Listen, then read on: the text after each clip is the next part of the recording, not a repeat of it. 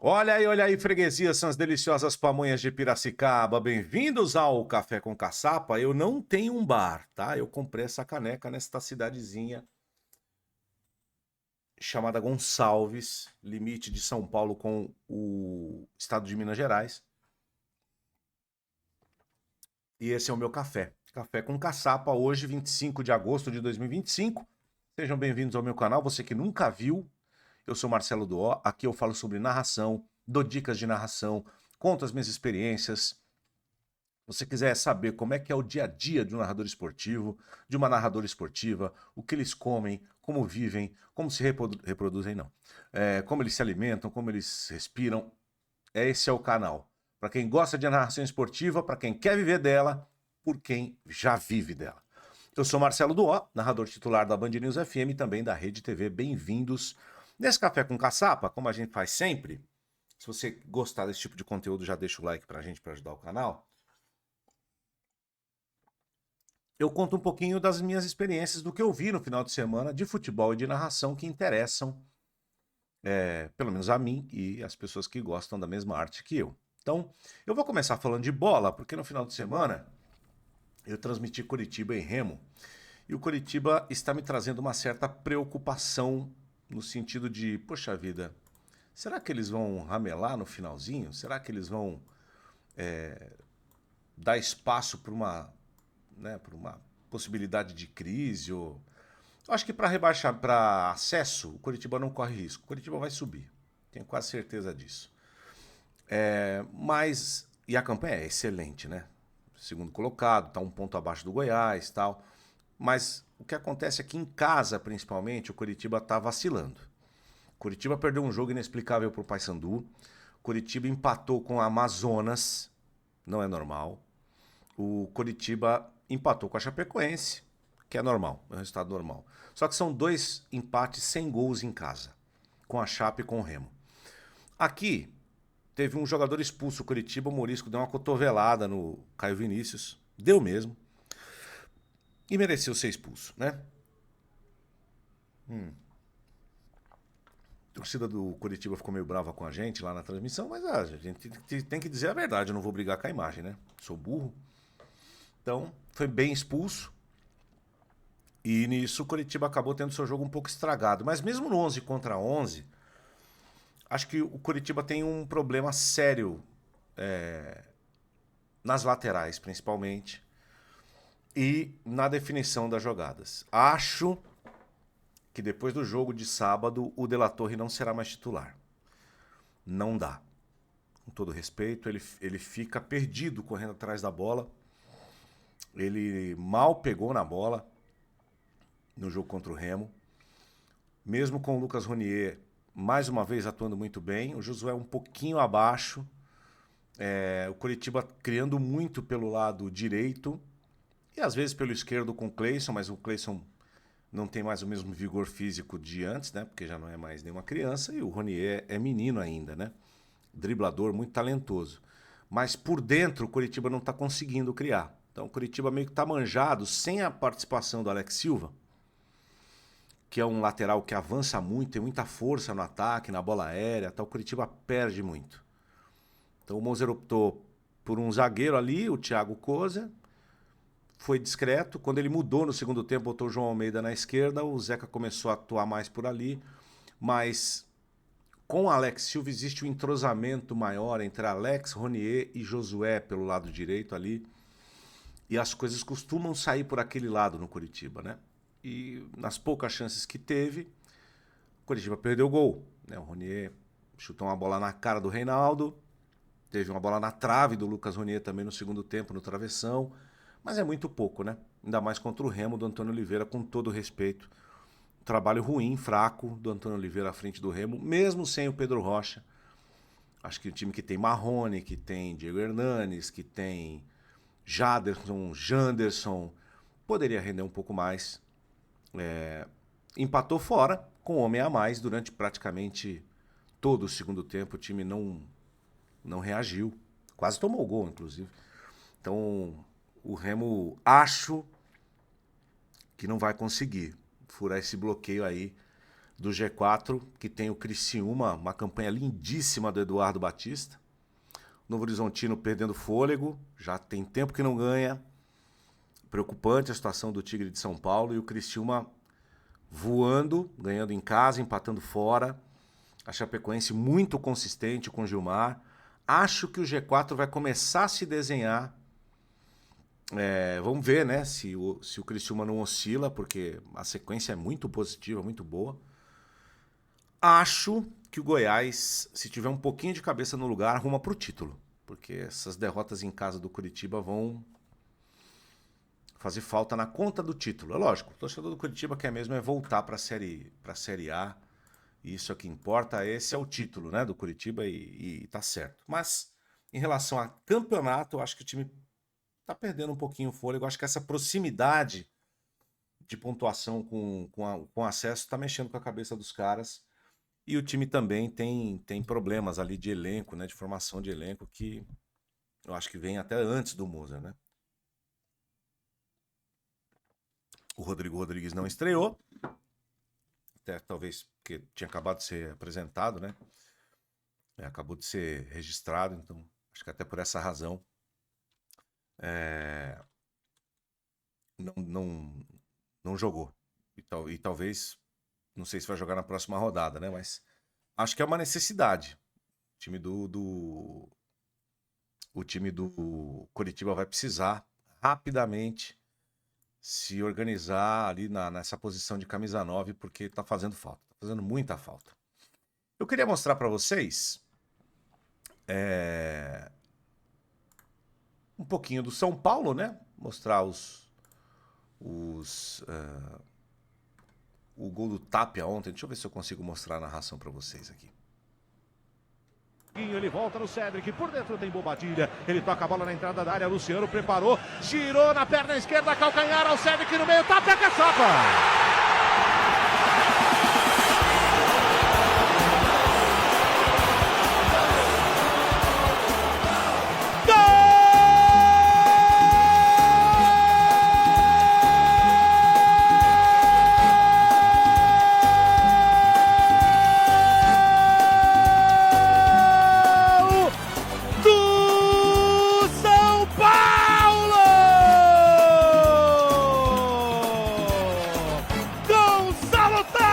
No Morumbi, 2 minutos apenas em campo, o suficiente para marcar, e a jogada construída pelo São Paulo tem sempre a passagem do Luciano, ele toca de calcanhar, recebe na área de costas, dá um leve tapa na bola, lá pro fundo da área, chega Cedric, levanta a cabeça antes do bico da pequena área e toca rasteira, meia altura, um pouco mais baixa, pro mergulho do artilheiro, e artilheiro não perde gol, Gonçalo Tapia, o chileno no Morumbi, o São Paulo avança no placar e vai praticamente garantindo os 3 pontos na sua casa, a torcida do Galo já tá indo embora, São Paulo 2, Atlético Mineiro 0, é ele, Aline Fanelli,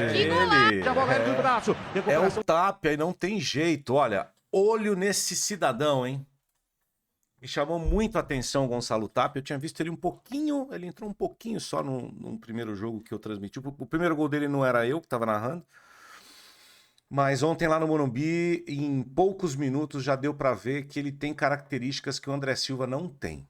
Eu acho que ele é um jogador que se parece um pouco mais com o Caleri, no sentido de presença de área, na época boa do Caleri, né? O Caleri, antes de machucar, já não estava bem. E eu acho que ele vai ajudar muito o São Paulo, porque o André Silva, ele tem talvez um pouco mais de mobilidade, né? Porque ele é um jogador um pouco mais magro, um pouco mais alto. Ele tem uma mobilidade de criar espaço pelo flanco do campo, pelo lado do campo. Mas aquilo que o São Paulo precisa dele, que é ganhar as divididas do zagueiro lá na frente, ele não consegue tanto fazer esse trabalho. E o Tapia me parece mais forte.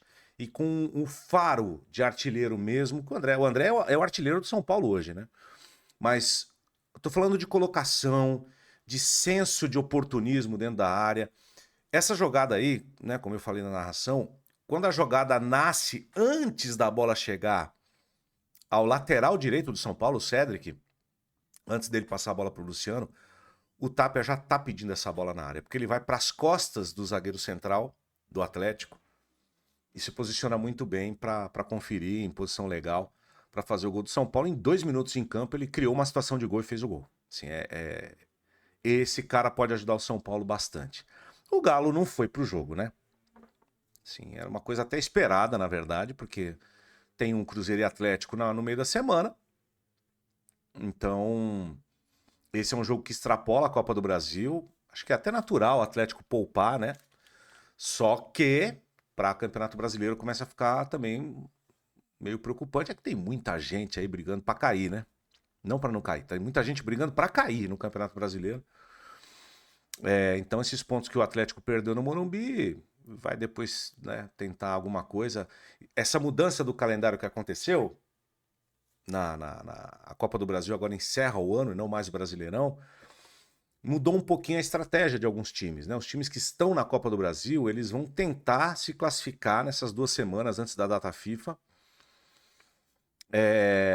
para se garantir para semifinais e final que vão acontecer depois que o Brasileiro terminar. Então, isso ajuda, de alguma maneira, Cruzeiro, Atlético, São Paulo, Corinthians, né? O São Paulo não tá. O Corinthians, o Fluminense, Bahia, né? Times que estão em 2 frentes e que o Fluminense acho que ainda tá na Sul-Americana, se eu não estiver enganado. E que vão poder se preparar melhor, com um mês mais ou menos, e se dedicar ao Campeonato Brasileiro de uma maneira mais específica, o que sempre ajuda, né, fisicamente, os times no Brasileirão. Então o Galo meio que rifou o jogo mesmo. A postura do Galo foi lamentável no jogo. Pouquíssimas defesas fez o Rafael, e todas fáceis. E o São Paulo poderia ter feito 2, fez 2, poderia ter feito 3, 4. Aqui chegou um momento que o São Paulo preferiu também se poupar. Acho que a má notícia é o Marcos Antônio, né, que sentiu um desconforto, alguma coisa ali. Segundo o Crespo, na coletiva foi preventivo. Então, talvez ele não perca o São Paulo por muito tempo, o seu principal jogador. Marcos Antônio hoje é o principal jogador do São Paulo. Não é nem o Luciano. O Luciano começou no banco, mas o Marcos Antônio é o que faz a roda toda girar do São Paulo. É uma pena, porque hoje tem convocação, logo mais às 3 da tarde, e provavelmente ele estaria, né? Ele estava na pré-lista, estava jogando muita bola, merecia uma chance, mas sentiu. Acontece, né? As melhores famílias e casas de espetáculo. Estive então lá no Morumbi para fazer São Paulo e Atlético Mineiro num dia de domingo à noite, um horário horroroso, mas é um horário para televisão, né? Então não tem muito que pensar. Vamos à premiação das... Achei. Tenho aqui, vou mostrar para vocês. Vamos falar de narração agora no nosso Café com Caçapa. Se vocês estiverem gostando do vídeo, gente, deixa o like para nós, tá? Seu like ajuda muito a gente. Se inscreva também no canal. A gente aos poucos está crescendo. Tem live toda quarta-feira para a gente falar de narração esportiva.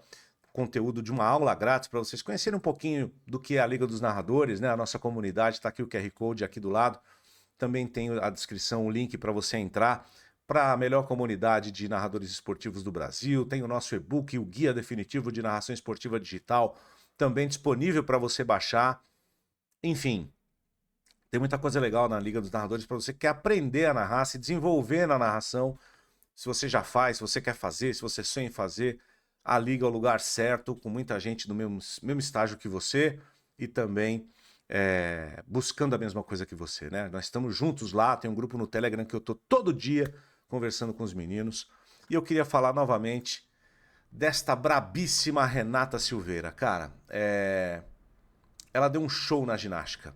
Não é simples narrar ginástica, e ainda mais ginástica rítmica, embora seja um assunto que ela conheça muito bem, porque ela tem uma academia de dança, né? Ela tem conceitos relacionados a esse esporte, certamente.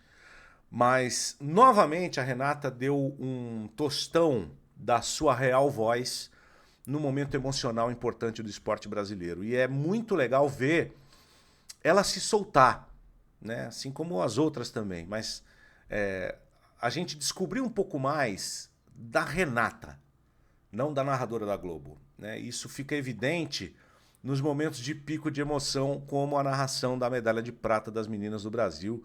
Eu queria soltar esse vídeo aqui para vocês, e principalmente para você, menina, mulher, que quer ser narradora, né? Eu acho que você tem na Renata uma grande referência E juntando conceitos, quanto mais você narrar com a sua voz, mais as pessoas vão se conectar com você mesmo. Evite a impostação. Eu sei que é difícil, né? Porque parece que é uma exigência inconsciente do mercado, dos ouvintes e tal, mas tente fazer com o seu próprio coração, com a sua alma ali, sem barreiras, sem a proteção, que é claro, é evidente que para a mulher é mais difícil, que para a mulher narrar, você já entra sabendo que você vai ter uma resistência enorme, e claro que isso mexe com o psicológico, né? Ainda mais nessa função de narração, mas eu acho que o segredo é quebrar isso com o seu próprio espírito, né? E eu acho que a Renata fez isso de uma maneira brilhante nesse jogo.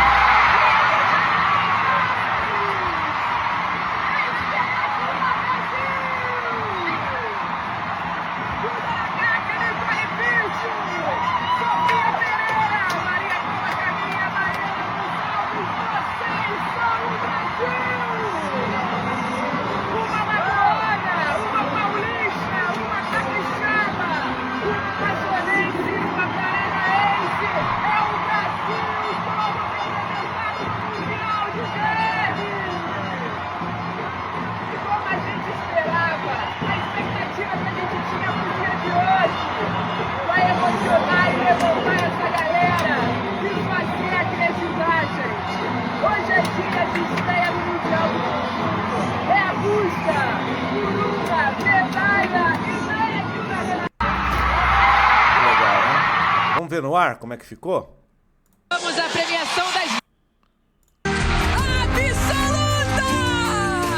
Que momento especial pro Brasil! Emocionante!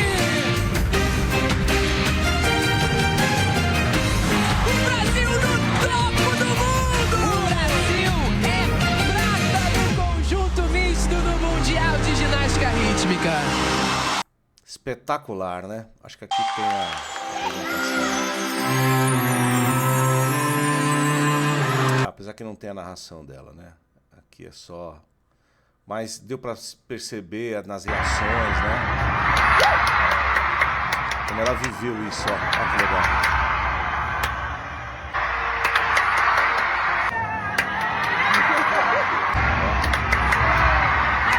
Que gravidinha, né? Tá gravidinha.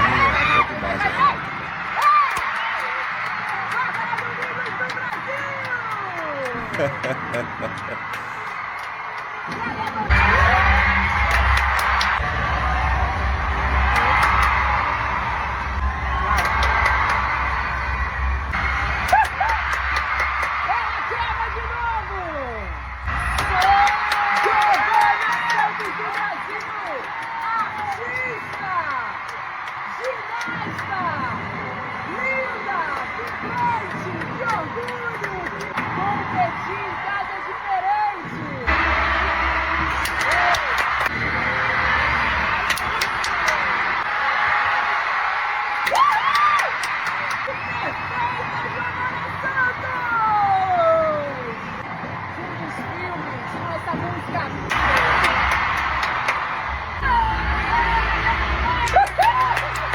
Ai, que demais, né? Que demais, que demais, que demais. Eu sou fã.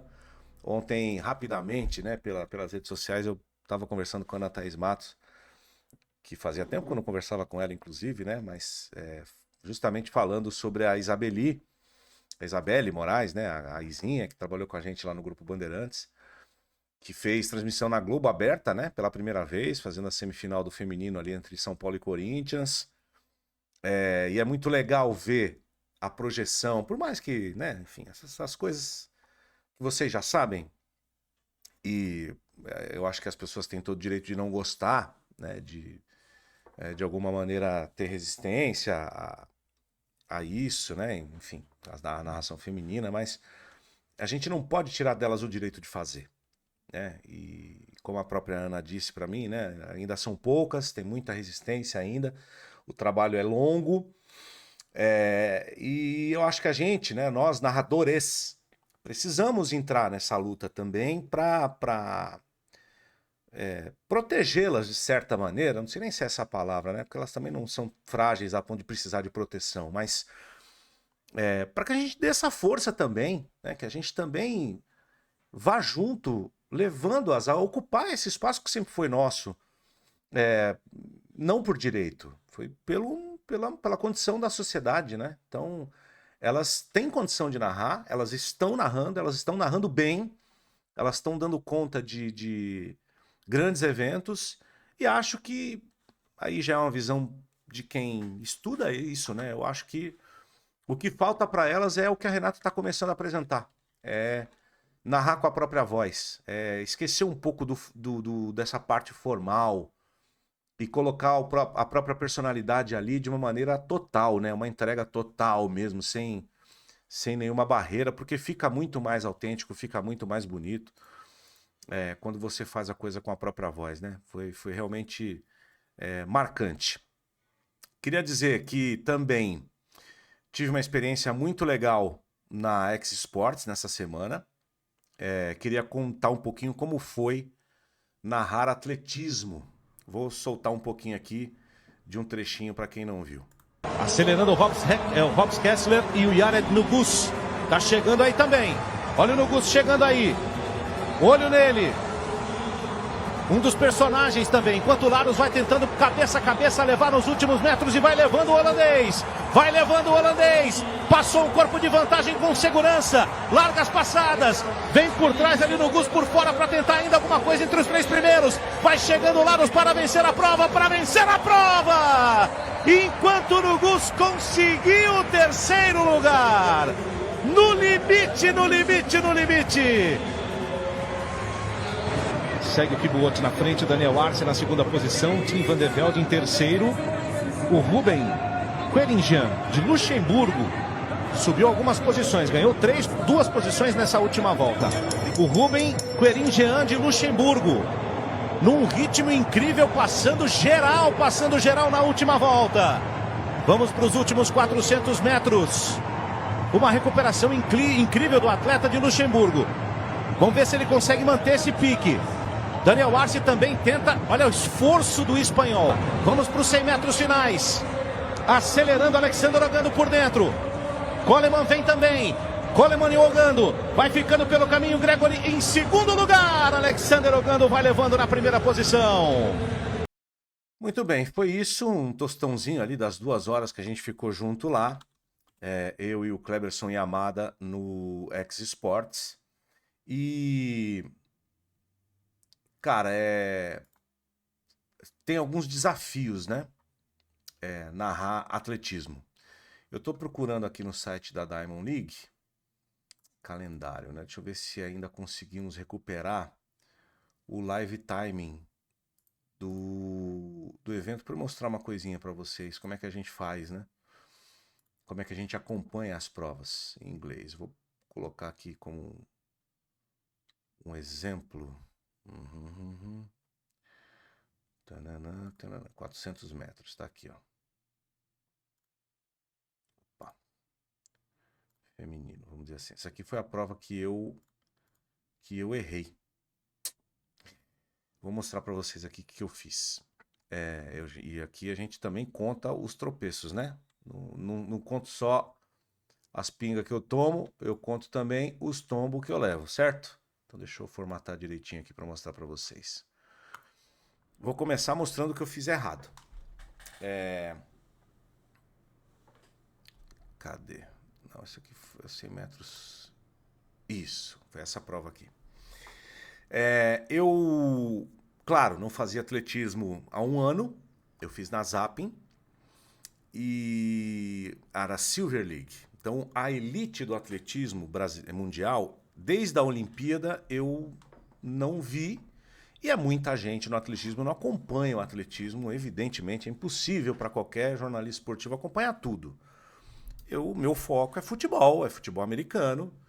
São os esportes que eu mais acompanho, porque são os esportes que eu transmito, né? Recebi essa missão e fui fazer. Então, qual é o desafio, por exemplo, numa prova rápida como essa aqui? E aí eu já vou contar o que eu errei para contar o que eu aprendi e dividir com vocês, né? O que eu reaprendi, na verdade. Eu fiz a pesquisa baseado em algumas coisas. né? Eu posso até mostrar aqui para vocês o Notion que eu tinha feito. Deixa eu pesquisar aqui direitinho. Notion tá aqui. Eu fiz um material. Ué, por que não tá? Não tá acessando por quê? Tem que solicitar acesso coisa nenhuma, tá aqui. Eu tinha feito material sobre o evento. E aí aqui, coisas para prestar atenção. Foram reportagens que eu fiz, que eu olhei, li e pesquei um resumo aqui para poder falar na transmissão, né? Os personagens do evento. Ok, aqui tinha uma personagem do evento que era a Shelly-Ann Fraser-Pryce, uma das principais velocistas da história da Jamaica, campeã olímpica, enfim. Essa eu conhecia de Pequim, de Londres e tal, do Rio, né? Das Olimpíadas que ela participou. Acho que mais Londres e Rio, né? O Rio e Tóquio agora, mas enfim, em Jogos Olímpicos a gente viu essa pessoa aqui. E aí, a cada prova que eu ia acompanhando, eu ia buscando na internet o recorde olímpico, o recorde mundial, quem é o campeão do mundo, quem é o campeão mundial, para ter as referências de marcas e de pessoas. Então eu vi aqui que essa moça aqui, essa Melissa, era a pessoa mais, vamos dizer assim, candidata a ganhar a prova. Mas ela era famosa.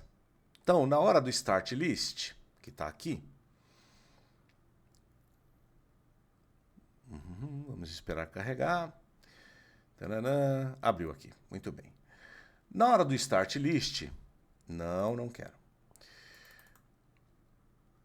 Ali abriu tudo. Ai, meu Deus do céu, não era para abrir tudo, era só aquela prova, gente. Também o pessoal não ajuda, né? 400, 800. 200 metros. Salto triplo aqui. Muito bem. Essa aqui era o start list, que aqui está em PDF, mas estava no site lá, no tempo real.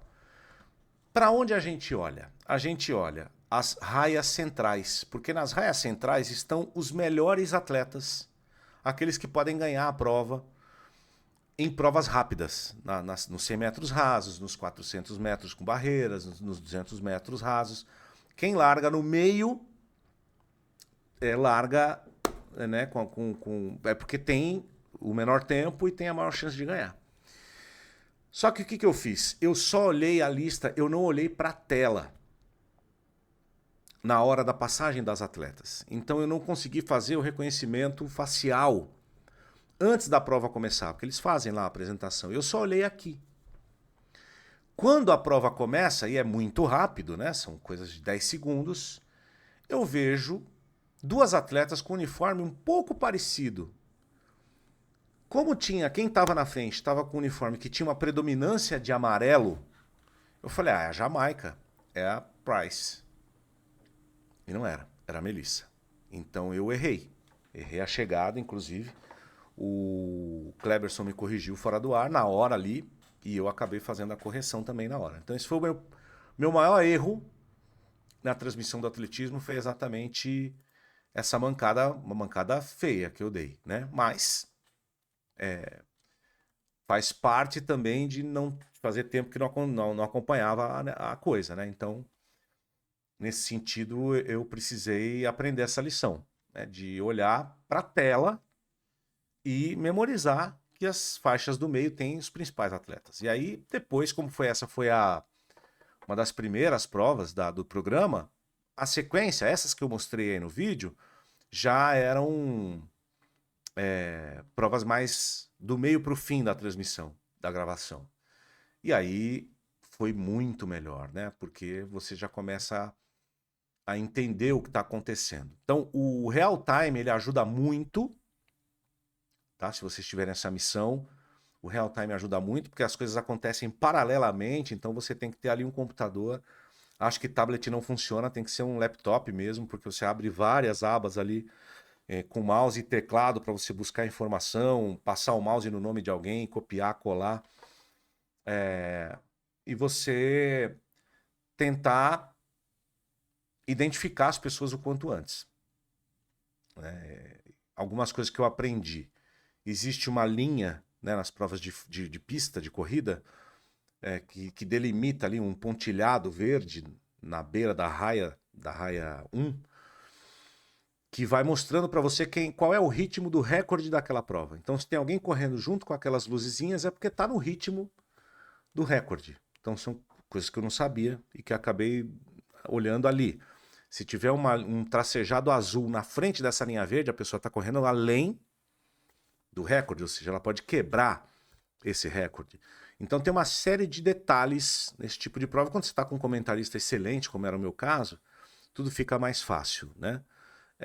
Os cuidados que eu acabei cometendo, né? Não confundir arremesso com lançamento. Arremesso é só do martelo. O resto são lançamentos, lançamento do dardo, lançamento de disco. E só, né? Porque o resto dos saltos é tranquilo. Você só tem que ficar ligado nas oportunidades, nas chances, mas a televisão, a transmissão te dá o salto perdido, o salto que foi válido, o salto que não foi, que foi queimado. Então não tem muito segredo. Para mim, a maior dificuldade está na identificação dos atletas em provas rápidas, porque realmente tudo muito revezamento, né? Tudo muito rápido. Então deu um pouquinho de trabalho. Mas foi muito legal, muito prazeroso, gostei muito, conheci a sede lá da X Sports. É um projeto bacana. Queria agradecer de novo a Rede TV por ter me liberado, né? Porque é uma TV aberta.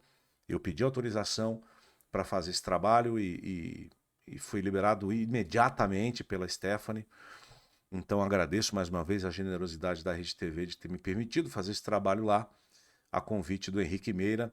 E vida longa aí o X Sports com muito sucesso, porque a ideia realmente é fantástica, tá bom?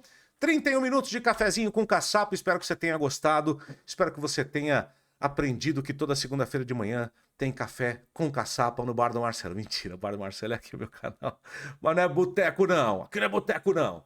Gostou do canal? Se inscreva, todo dia tem conteúdo sobre narração esportiva para você, faça parte da Liga dos Narradores, deixa o like para me ajudar, é o único pedido que eu te peço, deixa o like, não esquece não, quanto mais like, mais gente vê a gente. Muito obrigado pela sua companhia. E até o vídeo de amanhã, se Deus quiser. Tchau, tchau.